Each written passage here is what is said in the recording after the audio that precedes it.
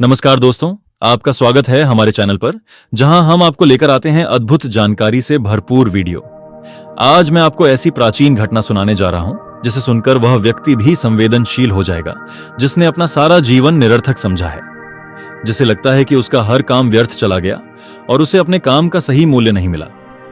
एक श्राप जो देवगुरु बृहस्पति के बेटे को मिला, लेकिन मानवता के लिए एक सीख बन गया। यह श्राप जो साध्य और साधन दोनों की पवित्रता को समान स्थान देता है। सिर्फ लक्ष्य अच्छा होने से कुछ नहीं होता, बल्कि उसे पाने का रास्ता भी अच्छा होना चाहिए। कच्छ के श्राप की कथा हमें यही सिखाती है। इस सीख को महात्मा गांधी ने माना, दक्षिण अफ्रीका के नायक नेल्सन मंडेला ने माना और अमेरिकी सिविल राइट्स मूवमेंट के नायक मार्टिन लूथर किंग जूनियर ने भी माना। यह कथा प्राचीन काल की है।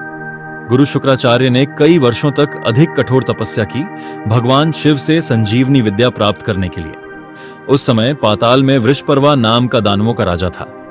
शुक्राचार्य के लौटते ही दानवों ने पूरे बल और साहस के साथ तीनों लोकों पर कब्जा जमाने का प्रयास शुरू कर दिया, क्योंकि अब उनके पास मृतकों को जीवित करने वाली अमर संजीवनी विद्या आ चुकी थी। देवता जिस दैत्य को मारते, शुक्राचार्य उसे संजीवनी विद्या से पुनः जीवित कर देते। उस समय तक देवताओं को अमृत नहीं मिला था, इसलिए देवताओं की जीवन रक्षा का कोई साधन उपलब्ध नहीं था। गुरु बृहस्पति के पास भी ऐसी कोई विद्या नहीं थी जो देवताओं को जीवनदान दे सके। शुक्राचार्य की विद्या का प्रभाव देवताओं में फैलने लगा और धीरे धीरे देवताओं की संख्या कम होने लगी। तब देवराज इंद्र ने एक उपाय सोचा। उन्होंने गुरु बृहस्पति के पुत्र कच्छ को बुलाया और आदेश दिया कि किसी भी तरीके से देवताओं के लिए संजीवनी विद्या प्राप्त करें। दैत्यराज वृषपर्वा ने सोचा भी नहीं था कि कोई देव पुरुष उनके नगर में घुसपैठ करेगा, और शायद यही वजह थी कि शुक्राचार्य के आश्रम की सुरक्षा का कोई विशेष प्रबंध नहीं था। कच्छ ने इसका फायदा उठाया और बिना झिझक शुक्राचार्य के आश्रम में प्रवेश कर गया। दानव नगरी में अपने अलावा किसी दूसरे ब्राह्मण को देखकर शुक्राचार्य आश्चर्यचकित हो गए। शुक्राचार्य ने अपनी योग विद्या से देख लिया कि कच्छ कौन है। ब्राह्मण कुमार, अपना परिचय दो। प्रणाम आचार्यवर, मैं कच्छ हूँ, देवगुरु बृहस्पति का पुत्र, महर्षि अंगिरा का पौत्र और परमपिता ब्रह्मा का प्रपौत्र। मेरे पास आने का कारण?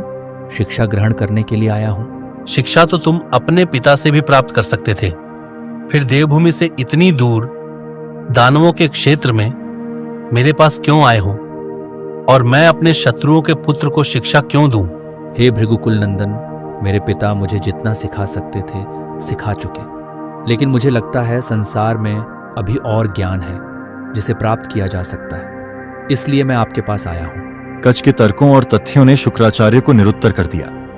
शुक्राचार्य के पास कच्छ को अपनाने के अलावा कोई विकल्प नहीं था, लेकिन उन्होंने मन में अटल निश्चय किया कि वे कच्छ को संजीवनी विद्या नहीं सिखाएंगे। शुक्राचार्य के आश्रम में उनकी पत्नी और एक सुंदर बेटी रहती थी। उनकी बेटी का नाम था देवयानी। देवयानी ने अपने जीवन में पहली बार एक सुंदर, शालीन और सजीव पुरुष देखा था। बचपन से अब तक उसके लिए पुरुष की परिभाषा में या तो वृद्ध पिता की छवि थी या फिर खूंखार दानवों का भयानक चित्र। धीरे धीरे देवयानी कच्छ पर मोहित हो गई। उसे कच्छ से प्रेम होने लगा, जबकि कच्छ का ध्यान सिर्फ और सिर्फ संजीवनी विद्या प्राप्त करने पर केंद्रित था। एक दिन एक दैत्य ने कच्छ को शुक्राचार्य के आश्रम में देख लिया। उसने तुरंत दैत्यराज वृषपर्वा को सूचित किया। वृषपर्वा ने कच्छ को मारने का आदेश दे दिया। दैत्य सैनिकों ने कच्छ के शरीर को टुकड़े टुकड़े कर जंगल के जानवरों को खिला दिया। उधर जब देर शाम तक कच्छ वापस नहीं लौटा तो देवयानी व्याकुल हो गई। उसने अपने पिता शुक्राचार्य से कच्छ को वापस लाने की जिद की। शुक्राचार्य ने योग विद्या से देखा कि कच्छ के शरीर को नष्ट कर दिया गया है, लेकिन अपनी बेटी के प्रेम और जिद के कारण उन्होंने अपनी संजीवनी विद्या से कच्छ को पुनः जीवित कर दिया। दैत्यराज वृषपर्वा को कच्छ के पुनः जीवित होने का जैसे ही पता चला, उसने उसे फिर से मारने की योजना बनाई। इस बार उसने कच्छ को पहले मारा, फिर जलाया और फिर उसकी राख को मदिरा में मिलाकर अपने गुरु शुक्राचार्य को पिला दिया। अब अगर शुक्राचार्य कच्छ को जीवित करने के लिए संजीवनी विद्या का प्रयोग करते तो उन्हें खुद मरना पड़ता। वृषपर्वा की योजना खतरनाक थी, मगर सफल हो गई। दैत्य खुशियां मनाने लगे और देवयानी पहले की तरह फिर से कच्छ को लाने का हठ करने लगी। शुक्र ने फिर योग विद्या से देखा और देखकर दंग रह गए कि इस बार कच्छ जानवरों के नहीं, उन्हीं के पेट में फंसा है। दुखी शुक्र ने बेटी से कहा, पुत्री, अब तुम्हें तय करना है, पिता चाहिए या प्रेमी, क्योंकि मेरे मृत संजीवनी का प्रयोग करते ही कच मेरा पेट फाड़ कर बाहर आएगा और मैं समाप्त हो जाऊंगा। लेकिन अगर उसे जीवित करने में मैंने देरी कर दी तो वो पच के नष्ट हो जाएगा। पिताश्री, मुझे दोनों जीवित चाहिए, आप भी और कच भी। आप कोई और उपाय सोचे। बेटी को बिलखता देख शुक्राचार्य को अपनी प्रतिज्ञा तोड़नी पड़ी। उन्होंने योग शक्ति से कच को अपने पेट के भीतर ही मृत संजीवनी विद्या सिखा दे और आदेश दिया कि पहले मैं तुम्हारा शरीर लौटाऊंगा और फिर जब मेरा पेट चीर कर तुम बाहर आना तो मुझे पुनर्जीवित करना। कच ने धैर्य पूर्वक सारी शिक्षा ली और गुरु के आदेश का पालन किया। दैत्यराज वृषपर्वा की योजना उसी पर भारी पड़ गई। वो जो नहीं चाहता था वही हो गया। देवताओं के हाथ मृत संजीवनी विद्या लग गई। कच का उद्देश्य पूरा हुआ और अब उसे देवलोक लौटना था, मगर तभी देवयानी ने रास्ता रोक लिया। मैं तुमसे प्रेम करती हूँ कच, तुम्हें मुझे चुनना होगा। हे देवी, आप सुंदर हैं, किंतु आप मेरे गुरु की पुत्री हैं। इस तरह आप मेरी गुरु बहन हुई, इसलिए मैं आपसे विवाह नहीं कर सकता। फिर मैं यहाँ केवल शिक्षा पाने आया था, विवाह के लिए नहीं।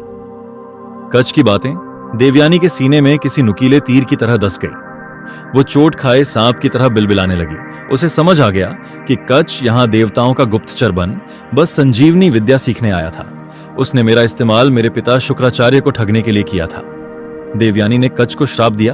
दैत्य तुम्हें बार बार मार देते थे और मैं पिता से हट करके तुम्हें जीवन दान दिलवा दी थी। मैंने तुम्हें मन से पति मान लिया था, मगर आज तुम्हें न केवल मेरे प्रेम का अपमान किया, बल्कि तुम हमारे आश्रम में गलत नियत के साथ आए। कच, तुम्हें मक्कारी से शिक्षा पाई, इसलिए ये विद्या तुम्हें फलित नहीं होगी। तुम्हारे प्रयोग करने पर भी इसका असर नहीं होगा, कोई पुनर्जीवित नहीं होगा। मैं तुम्हें श्राप देती हूँ। देवयानी का ये श्राप कच की सारी मेहनत, सारे संयम, सारे अरमानों पर पानी फेर गया। कच को मिले देवयानी के श्राप की ये कथा विस्तार से मत्स्य महापुराण में मिलती है, जबकि इसके कुछ अंश विष्णु पुराण और महाभारत में भी हैं। इस श्राप कथा में साफ साफ संदेश दिया गया है कि आपका उद्देश्य कितना भी उत्तम हो, उसे प्राप्त करने के लिए छल जैसे छोटे रास्ते का सहारा नहीं लेना चाहिए, जैसे कच के साथ हुआ। कच ने दो बार मौत को मात दी, मगर आखिर में मृत संजीवनी विद्या मिलकर भी देवयानी के श्राप के कारण उसके किसी काम की नहीं रही। आजादी के आंदोलन के दौरान महात्मा गांधी इस बात का जिक्र बार बार करते थे कि आजादी एक पवित्र लक्ष्य है, इसलिए इसे पाने का रास्ता भी सत्य का ही होना चाहिए। हम अपनी आजादी स्वयं के सामर्थ्य से पाएंगे, भले ही देर लगे, मगर बर ब्रिटिश हुकूमत को हटाने के लिए न साम्राज्यवादी जापान से हाथ मिलाएंगे और न ही कट्टर सांप्रदायिक हिटलर की मदद लेंगे।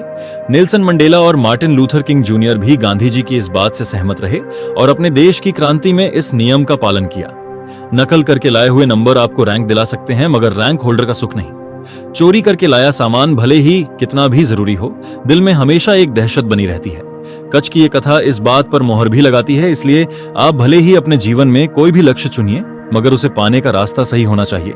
शॉर्टकट, धूर्तता और छल कपट वाला नहीं, क्योंकि छल से तो देवताओं के काम भी नहीं बने। दोस्तों, कच और देवयानी की यह कथा हमें सिखाती है कि चाहे हमारा उद्देश्य कितना भी पवित्र और बड़ा क्यों ना हो, उसे पाने का मार्ग सत्य और ईमानदारी का ही होना चाहिए। छल कपट और धूर्तता से मिली सफलता केवल क्षणिक होती है और अंततः हमें खाली हाथ ही लौटना पड़ता है। अगर आपको यह कहानी और इसके संदेश ने प्रभावित किया हो तो इस वीडियो को लाइक करें, अपने विचार कमेंट में साझा करें और चैनल को सब्सक्राइब करना न भूलें। ऐसी ही और ऐतिहासिक और प्रेरक कथाओं के लिए जुड़े रहें। धन्यवाद और मिलते हैं अगली वीडियो में।